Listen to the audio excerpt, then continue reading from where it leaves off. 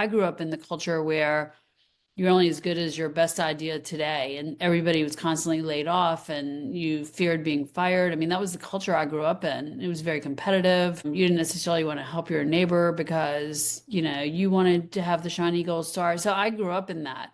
Mhm. And that's the way I was trained, and I'm very competitive. So, you Mhm. know, I was always about how to succeed and how to move ahead of everybody else. Well, welcome, Janet. Thank you. And Janet, so you made a courageous leap from a long-standing career in advertising into hospitality. So what gave you the confidence to start over, and what did you learn about embracing reinvention at any stage of life? Well, that's a great question. I think it was more of an evolution. While I was still in the advertising agency business, I had moved to a smaller agency that specialized in hospitality. And so, probably the last 8 years of my ad career, I was working on hospitality accounts. Everything from Four Seasons to the islands of the Bahamas, Barbados. And so I really fell in love with hospitality. It's hard to go back to McDonald's, no offense to McDonald's, but when you've worked on these very glamorous hospitality accounts. And from there, I decided as a brand strategist that I really needed to understand the business of hospitality more. You can make beautiful brand books, and there's nothing wrong with that. But to really make a brand come to life, you really need to understand the front staff and the people behind the desk and the servers in a restaurant and how it's all operationalized. So I decided to leave my advertising career and enter another industry that works long hours, and to really go and work directly with chefs and operations people and housekeepers and general managers to really understand the operations behind it all. Okay. And how was that experience for you? Um, it was it was a great experience. It was eye-opening. I can remember in my first couple of meetings, we'd have 20-minute conversations about whether to sew up the bedspreads or whether to get new ones. And I thought, how could this possibly be helpful?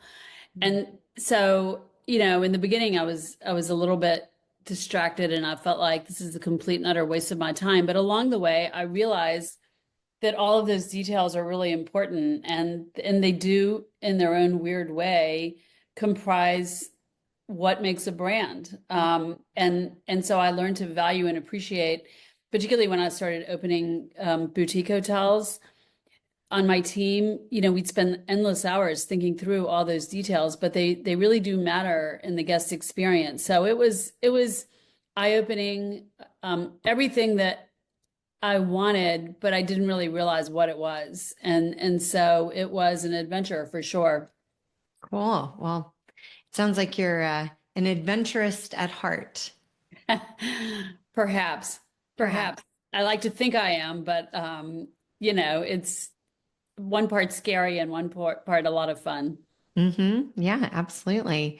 So you and your daughter co-founded a boutique branding firm, Eason Branding. And so what has building a business with the family taught you about collaboration, compromise, and creativity across generations? It has taught me a lot. I think there's a couple of different aspects to it. The first thing I had to learn right away, my daughter lives in Manhattan, and I've been sort of in a combination of living in Boston and moving back to Virginia. And, the first thing I had to really understand was boundaries. And a lot of the learning, I have to say, has been on my end. Mhm. I've been very lucky in that I think she's always valued my experience and my knowledge, which is not true for all younger people that I've worked with. But I think she has valued it. What I've had to learn is a couple of things. One, boundaries. Like, when I see her Instagrams or stories, at 3 a.m., I can't react to them.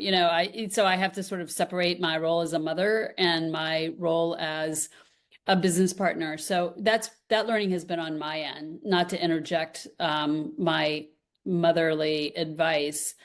And then I think the second big part, and I think I've seen this in a lot of conferences that I go to where there's women of all ages or people of all ages, and it's just to understand that, you know, more experienced people further along in their career have a lot to offer younger people entering their career, but they at the same time have a lot to offer us. I always tell the story in the beginning. Sometimes I would worry about putting Sydney on a new business call because I'd think, what if she says the wrong thing? Or what if she doesn't answer the question the way I would answer it and we don't get the business because I have a certain way that I handle that kind of a situation? And then the clients would get on the call and they'd immediately gravitate to her. And I realized, unfortunately, this is a world where age matters, and I have the experience and I have a lot of valuable lessons to learn, but she's a social media strategist. She understands technology. She understands how to really make a brand relevant, and her insights are valuable. And so I've had to really learn to step back and stop being such a know-it-all and really listen to her point of view because oftentimes her ideas are better. And so that would be my advice to anyone in the business world or in an environment where you have a lot of young people and it's hard to think that the way they do things are the right way. And I would just suggest that, if you open your mind to it, sometimes it's much better. So, and it's not just technology, it's across the board. So that would be the biggest thing I'd say we've learned working together. Hmm. And has there been a time where she has realized your experience is valuable as well? I think so, but as I said, I think, you know, I've always been lucky because my kids have sort of grown up in the ad business, meaning unfortunately or fortunately, I always worked a lot. And when my kids were sick, they went to the agencies, they went on photo shoots. I traveled a lot working in the travel business.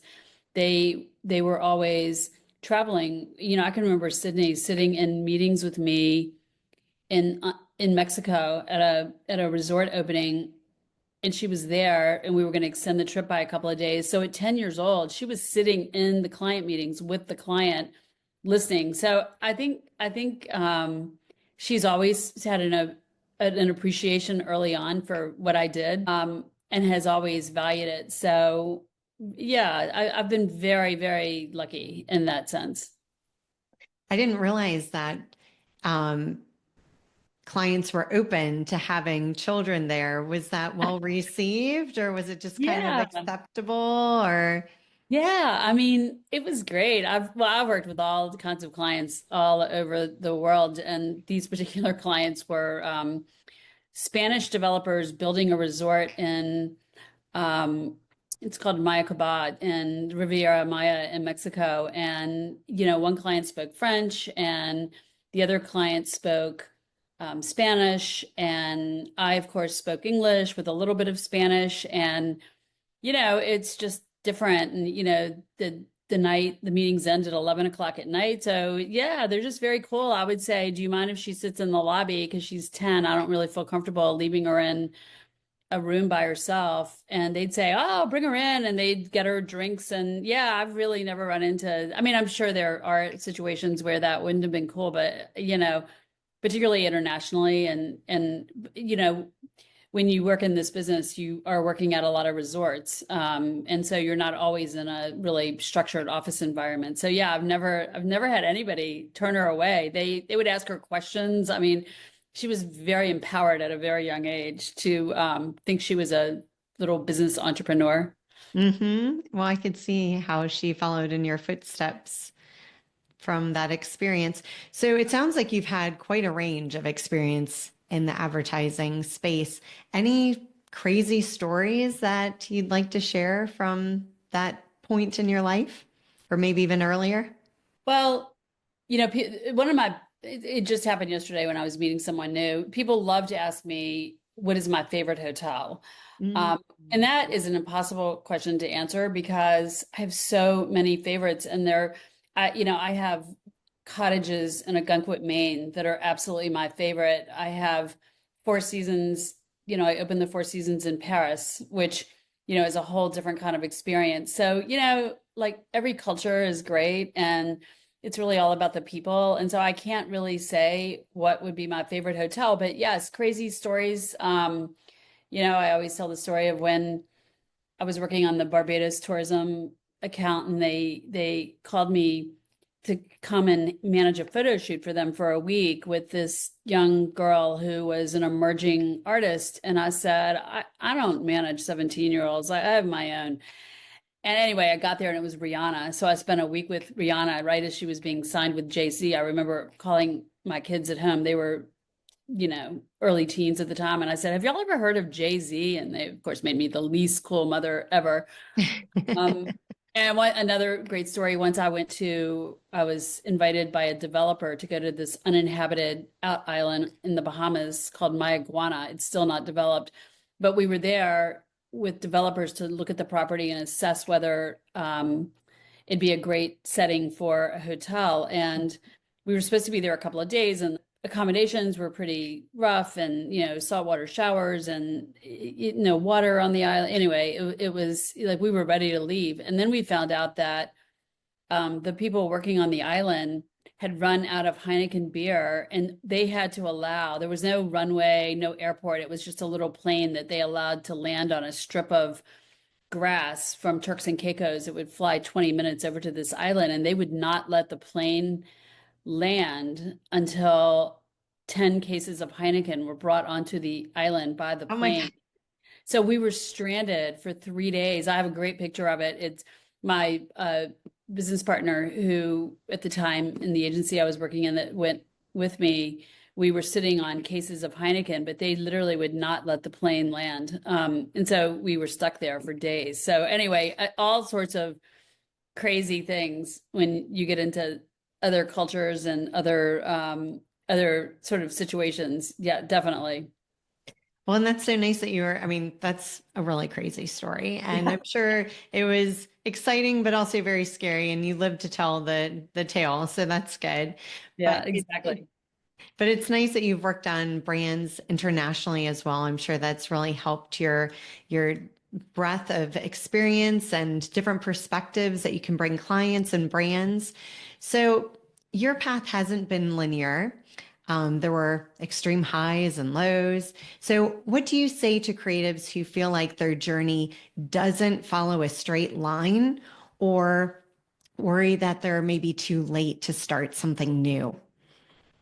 Well, so a couple of things. I don't really believe in straight lines. I mean, I think along the way, I mean, I did major in advertising in college. I was a communication major, so to that extent, I sort of knew what I wanted to do early, but I didn't really realize that I loved hospitality until, 20, 25 years into my career.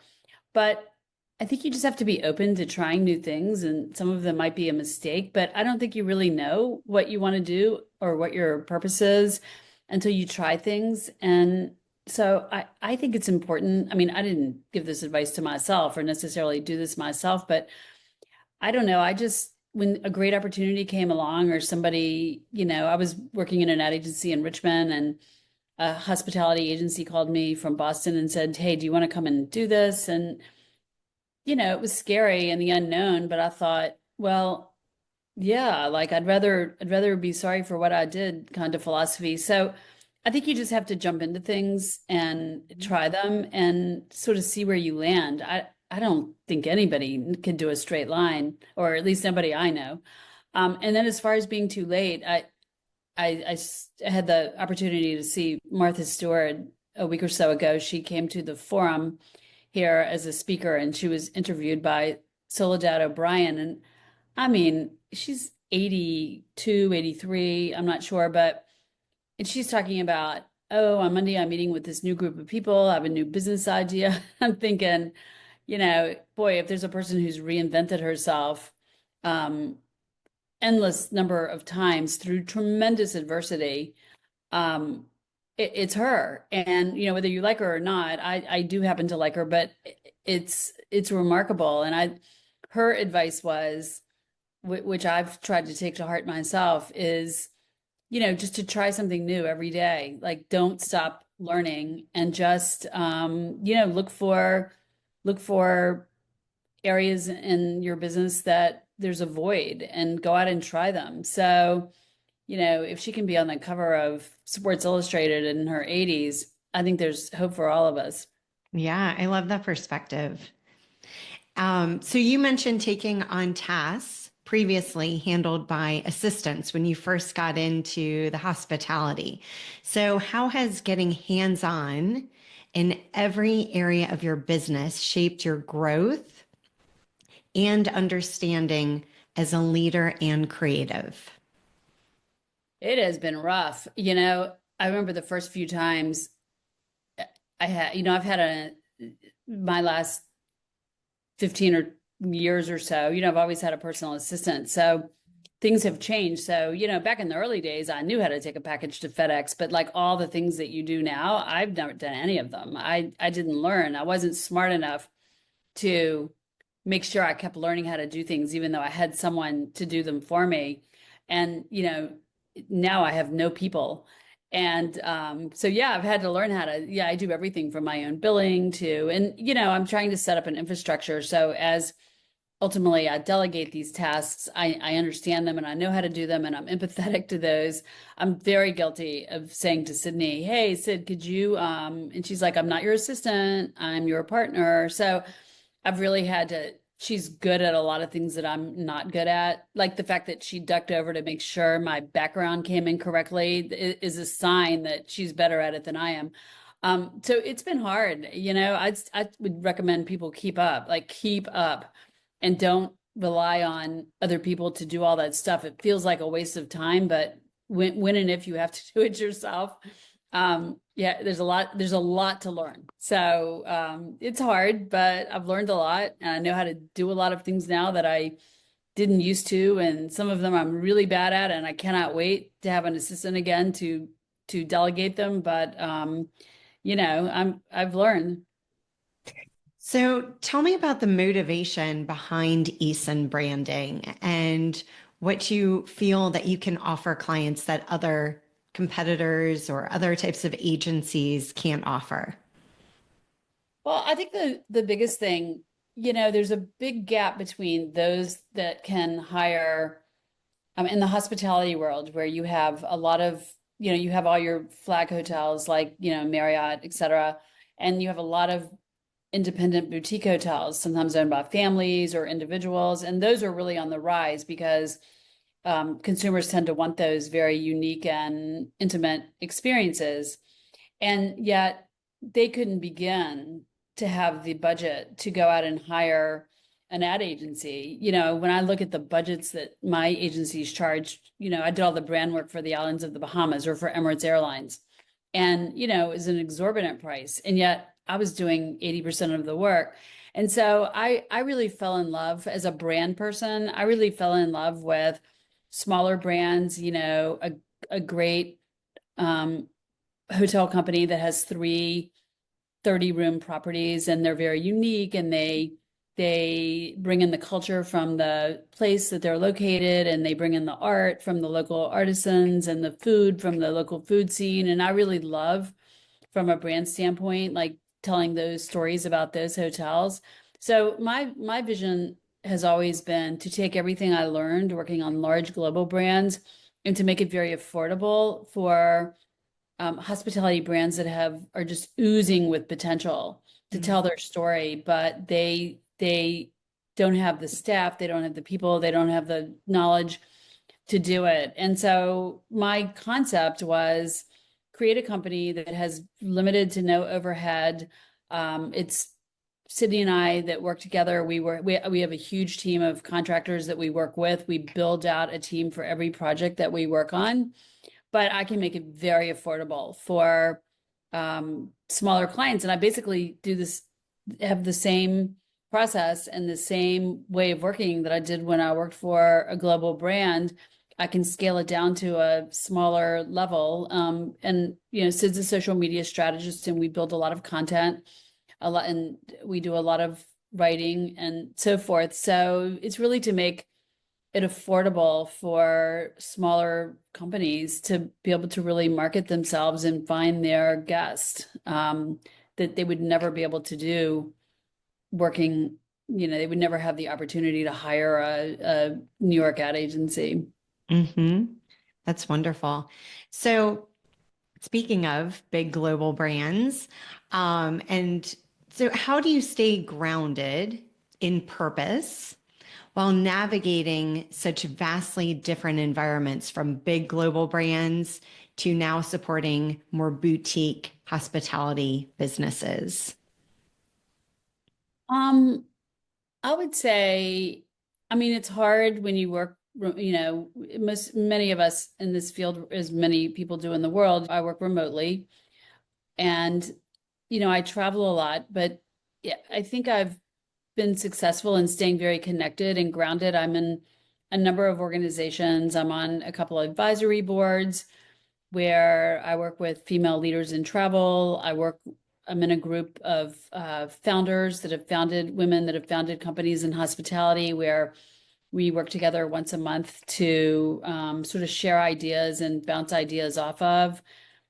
So I think I've worked very hard to build my own community Mhm. of other business people, business women, entrepreneurs, people in the industry. I go to a lot of conferences to network, and I read a lot. I'm a huge Google alert. I read, I work a lot of hours. I read a lot, and I think that's the only way. You can't do it in a vacuum. You've got to kind of stay out there. And, particularly, our industry has been through, since I've been in the hospitality industry, we've been through 9/11. We've been through the recession, that started in 2008, and that was a horrible time. And then COVID, was a horrible time for everybody, but for the hospitality industry, it was devastating. Everything shut down, everyone was laid off, and so and it's different. Like it hasn't gone back to what it was, and you have to continually evolve. And now, of course, we're facing another shaky economic situation, and so the world, but the hospitality industry has definitely had to, I hate the word pivot, but we've had to pivot so many times with these sort of catastrophic business events and world events and human events that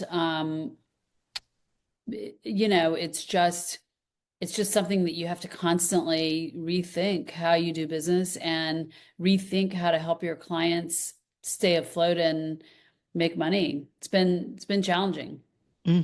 Yeah, no, I could imagine, especially COVID. We all knew how we were stuck in our homes, and so not being Right. able um, to leave and travel as much as we wanted to. I know some people still did, but I'm sure there was a surge that was seen after that as well. How did you experience that surge? From a travel standpoint, I mean, it's interesting.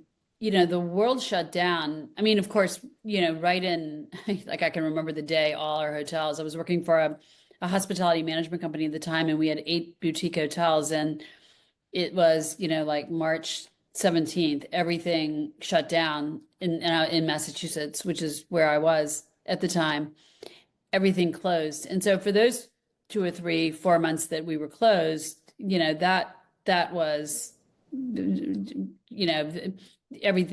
all our restaurants became takeout food, and Mm. um, there was a whole process. But then as things started to reopen, like in 21 and 22, there were still a lot of challenges flying internationally. But what happened, I had a fair amount of hotels that I was working with in New England, and we kind of had the reverse situation. There were 3 years where normally like a summer destination in Newport, Rhode Island, or Gunkwit, Maine, they would be pretty full by May.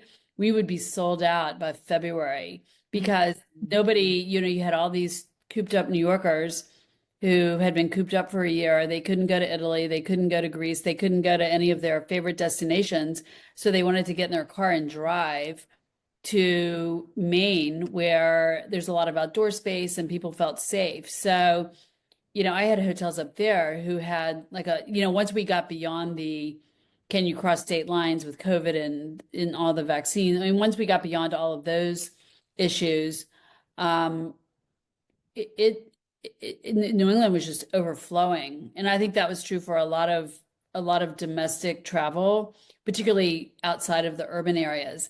And all these other sort of phenomenons have popped up. Now everybody's into leisure, which is combining leisure and business because Mm, more of us work remotely. So, if I have a business trip to LA, I can stay another 4 or 5 days and relax because I can work from LA and I've already flown there. So there, like every industry, it's completely changed. Just now, I would say, and then last year we saw this huge surge of tourists to Italy, and you started seeing all the rules change. Like now you have to, if you're not staying in a hotel in Venice, for example, you have to pay a fee to go into Venice in Italy right. because they're overrun with tourists and they want to protect their waterways. And in Rome now, you can't walk up to the Trevi Fountain like you could for all these years. You have to pay.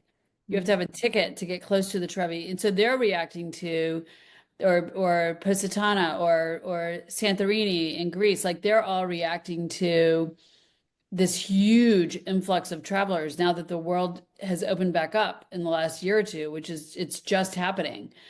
So of course all the resorts in New England and across the country, they're down because everybody's now spending their money to go back to fill in the blank, Europe typically, or the Caribbean. But this year is a whole new year because everyone's nervous again. And, with everything going on in the world, people are afraid to book those trips. So, it's all a cycle. Like with any industry, it's a cycle. And travel experiences it more than anyone. Luxury travel is pretty recession proof. Luxury travelers still travel, and they continue to spend, but anybody that's working in the more of the value or the economy market is really impacted by all of these economic shifts. And so when you're looking at these different factors that are ever changing, how do you flip these as opportunities within the branding scope? Well, there's always an opportunity if you look for it. So for now, like one angle that we are working, Eason Branding is working. Marketing, unfortunately, again, this is true. I've worked in a lot of different industries in my early days in advertising, but marketing is always the first thing cut, always, and that's unfortunate because it does such great damage to your brand. And it takes so much more money to ramp it back up again. But that is the mentality in any industry and most companies that I've worked in. So right now, a good angle for us is, if you don't want to staff your marketing department internally, if you have 6 hotels that you manage, hire us. We'll be your marketing department, soup to nuts. We'll get it done for you. So that's an angle for us. From a hotel standpoint, people, people have really suffered through COVID psychologically.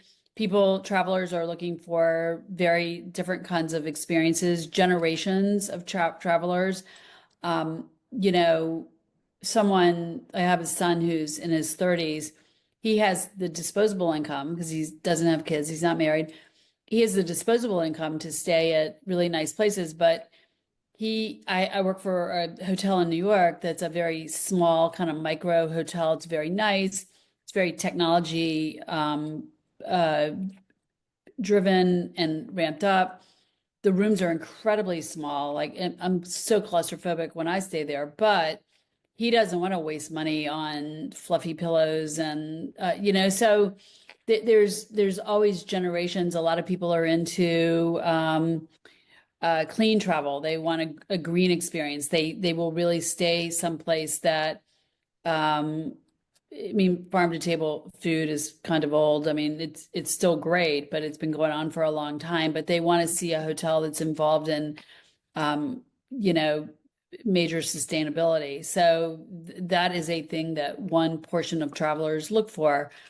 So there's all different kinds of things. Some people want experiences that are really cultural, and they want the hotel to put that together for them. They want to really feel like a local or experience the local culture when they travel there. And these are Mhm. all things that clients that I work with have the opportunity to do. I mean, if you're Marriott or you're Four Seasons even, and they're a wonderful brand, having worked on them for many years, but that's like moving a ship. It's very slow. They can't implement ideas overnight. There's too many people involved. There's too many layers involved. It all takes time. But when you have a couple of small properties with owners that are typically on site, you can make changes over the weekend. Mhm. And so there's just way more opportunity, I think, to create sort of unique uh, experiences for people who want that, which is a pretty pretty good percentage of Americans and travelers who don't want to. There's a lot to be said when you're going to, like I used to work in Dubai for years. There's a lot to be said for knowing it may not be as cool as the hotel that's owned by the sheikh, but if it's a Marriott, I know what I'm going to get. So you have that whole group of travelers. I don't fit into that category. I'm fine with going to the hotel and maybe it's good and maybe it's bad. At least it's going to be different and unique. But it's just finding your audience.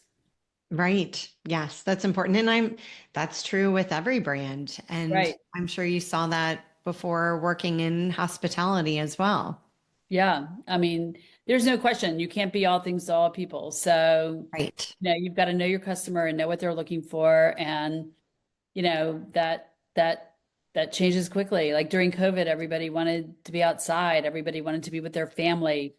We started really playing on generational travel.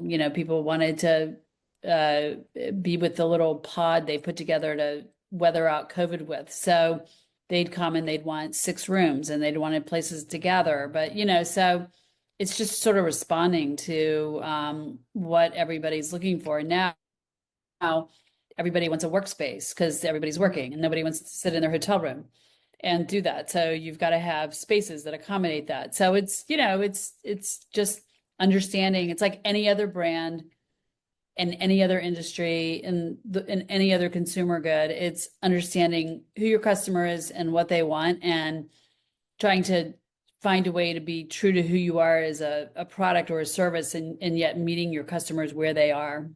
Hmm. Thank you. Well, and also, back at you being an entrepreneur and starting your own branding agency with your daughter, um, have you found, I know as a transformational coach, I find that sometimes people get stuck, and it's really important to have tools to navigate the current mindset so that we can grow ourselves and our business. What's your opinion of that? Um, yeah, I think you definitely need different tools. I'm just trying to think of some examples. Like, um, you know, we all need a therapist. I have a therapist, and I have about three different. But the book I'm reading right now, I'm seeing if it was right here, but it's over on my counter. I'm sure you've read it. It's Let Them. Have you read that? Oh, by Mel Robbins. Yeah. So right now I'm into Mel Robbins. So I'm reading Let Them and I'm taking away all sorts of tidbits that are helping me. I'm watching Brene Brown on, I'm sure again, I'm preaching to the choir here, but she's all about being vulnerable and, um, in your leadership rather than, I grew up in the world of, like I was the only female on 2 executive boards. So I came armored up, for every meeting and letting go of that and being more vulnerable instead of trying to be like a man. But and I'm not big into women versus men or whatever, but I was the queen of coming armored up and never show your weakness. And so I'm learning, even at this point in my career, that being vulnerable is actually a strength. So I read books. I have a lot of sorry, excuse me. I have a lot of I have a big network, a big community of women. I learned about so I'll tell you, this is an interesting story, I think. 2 months after I launched my business, I was diagnosed with cancer. Mm. And, it was stage 3 cancer. So I had a pretty long, like a 6 month treatment, and I'm all great now. But during that time, I just taken on clients. Sydney, my daughter, was not with me yet in the business. It was me. I didn't want, I was terrified from everything. Like, I've just started my business. I have these new clients. They don't really know me. Am I going to lose my hair during chemo? Like all of that. And so I turned to like my competitors, my friends, but my competitors, people that, I'd never even would have shared an idea with for fear that they would steal it. And, it was really coming from that place.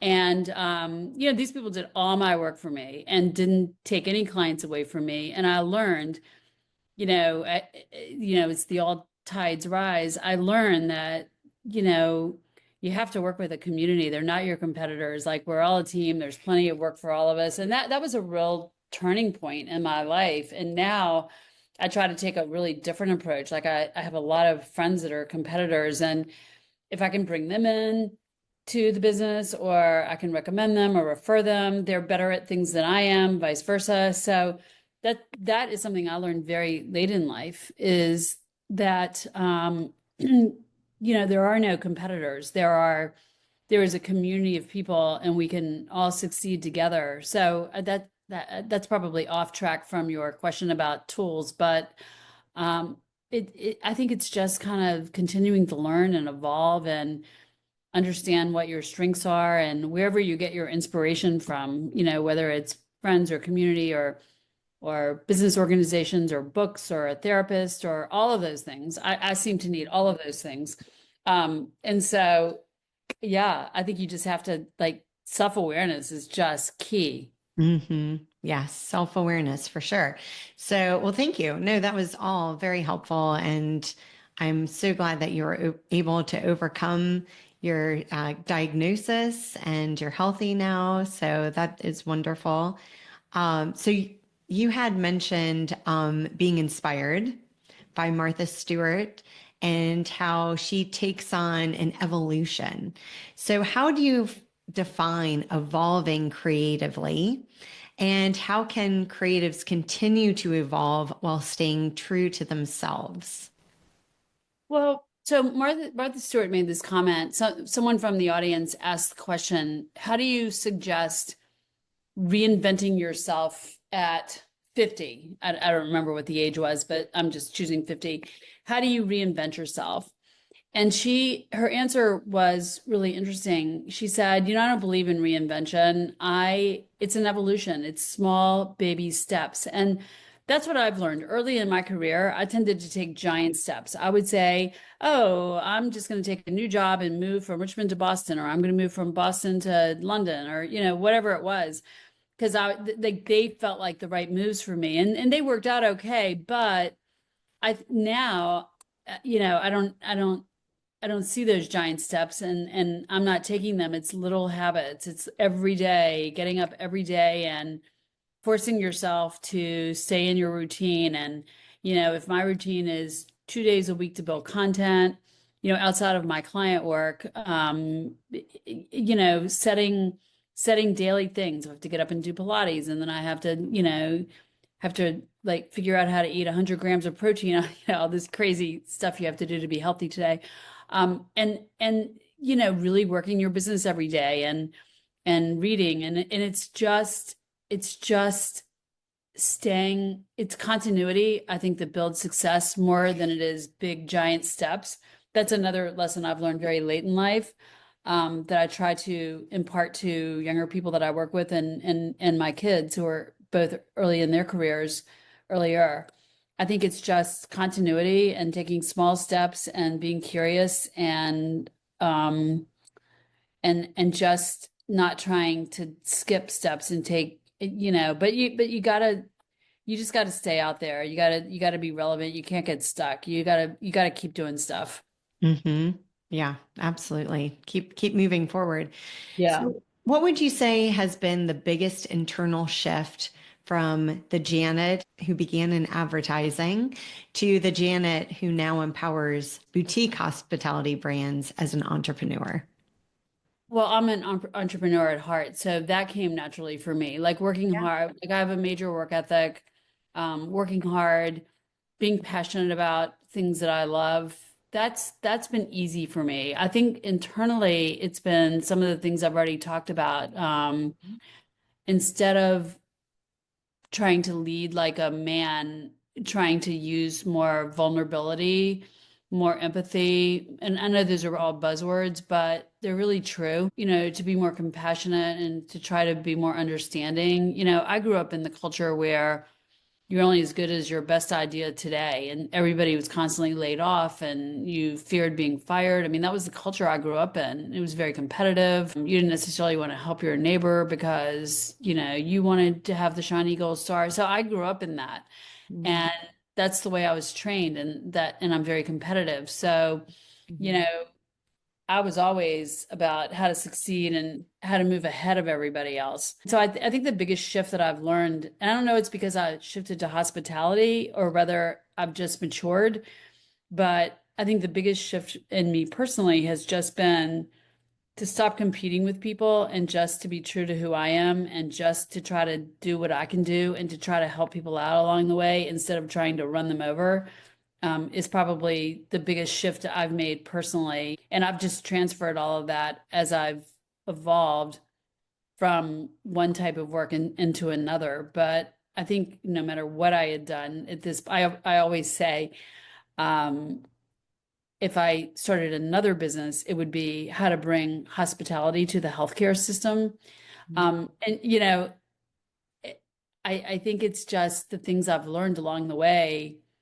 I saw from firsthand how much better a patient experience could be if they did simple things. So I don't know. I'm always thinking of how to like evolve my skills, but I don't think it's about my skills. I think it's been about my approach to working with people, and my approach to how to succeed has really changed. That's wonderful. Can you give us an example of being vulnerable as it applies to the workforce? And of course, there's an appropriate vulnerability as well, whether it's with clients or an employee or a contractor. I think it's, I've always been very quick to admit when I make a mistake, and I've made big mistakes along the way with working on clients. Hmm. But I think it's more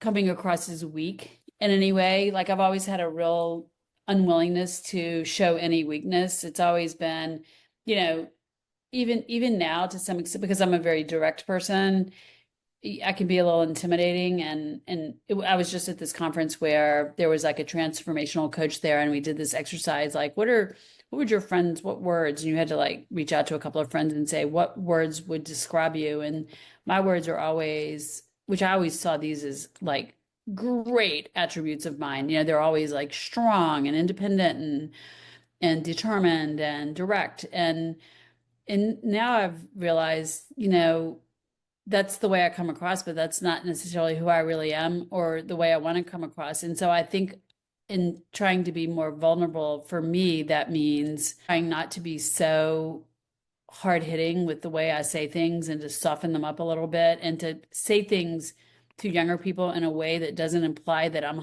100% sure I have the right answer. I've always said, just because I say something in a really strong way doesn't mean I think I'm right, but it's how you communicate. So I think for me, it's been sort of changing my communication style a little bit and sounding less like I have all the answers. Mm. Okay. No, that's a great example. Thank you. So for creatives listening who dream of owning their own agency, working with their dream clients, or building a life of their own, on their own terms, essentially, what's one piece of advice you'd offer that you wish you had earlier in your journey?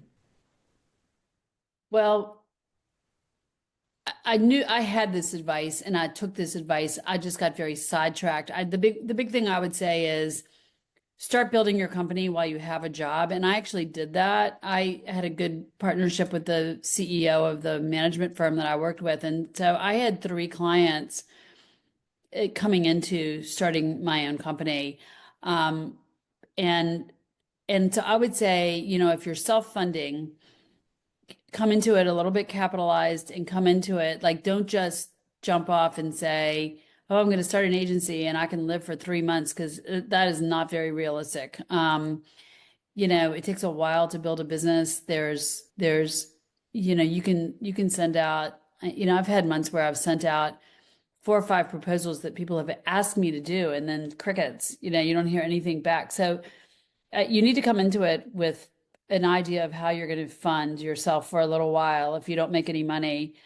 And I would say start building it while you have a job. I mean, everybody I know does that now. Like they do it on the side as long as you're not in a conflict of interest, which my CEO knew what I was doing.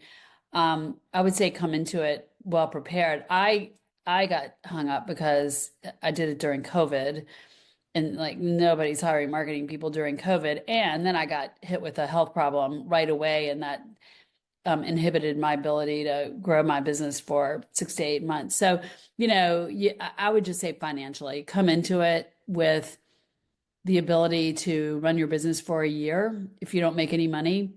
Come into it with, you know, the ability to get a small business loan, have clients when you start. Um, and don't think you can come into it and build it in a few months because I don't know anybody doing that. Hmm. Okay, great. Thank you. Anything else you'd like to tell our audience today? Um,